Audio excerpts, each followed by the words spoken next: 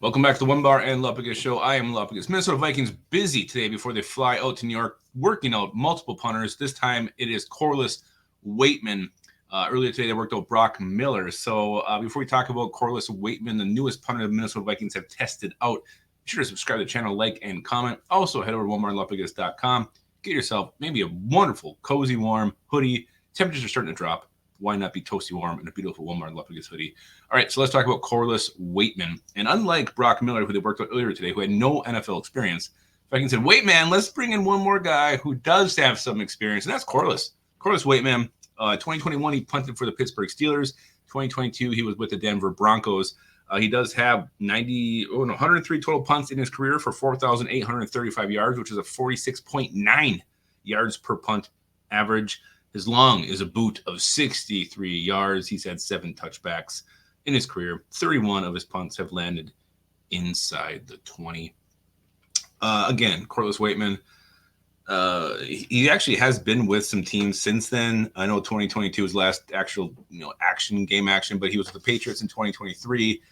Bears this year, this practice squad, he was released from them on August 27th or something like that. So, we seem to be picking up a lot of ex-Bears, which doesn't make me feel overly comfortable, at least looking at some ex-Bears. We didn't pick him up yet. But what does it say about Ryan Wright? The one punter was scary enough for his future with the team. Now you bring in a second. This shows a huge lack of trust, lack of faith in your punter.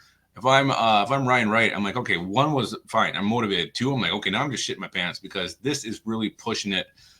2 punters. It just shows the Vikings complete lack of trust in their punter. I think he has a 1-game leash. It's this game against the Giants. If he shanks a punt, if his average is below 48 yards, whatever the hell it may be, I think he's gone and they bring in one of these guys. It also kind of shows some lack of faith in Seth Vernon, the guy who was here before. If they liked him enough, why are they working on other punters? Wouldn't you just go back to the guy who maybe you had a hard time deciding or, didn't really want to cut, but you cut because Ryan Wright earned the job? I don't know. Maybe they don't like Seth Vernon either because I don't know why you just wouldn't call him back unless there was, I don't know, hard feelings. But you're a punter, NFL, you're looking for work. I don't think you would not go to a team that wanted you. So anyway, that's the biggest takeaway here is I think Ryan Wright's leaves is like this short. It's tiny. I can't let my fingers up. It's absolutely microscopic. I think he's got 1 game to prove himself.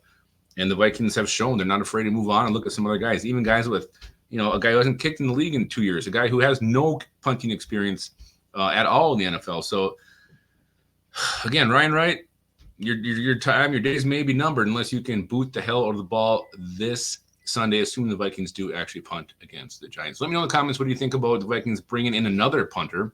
Do you like Corliss Waitman? Were you a Corliss Waitman fan before watching this video? I want to know. And I also want you to keep your skull in your hole.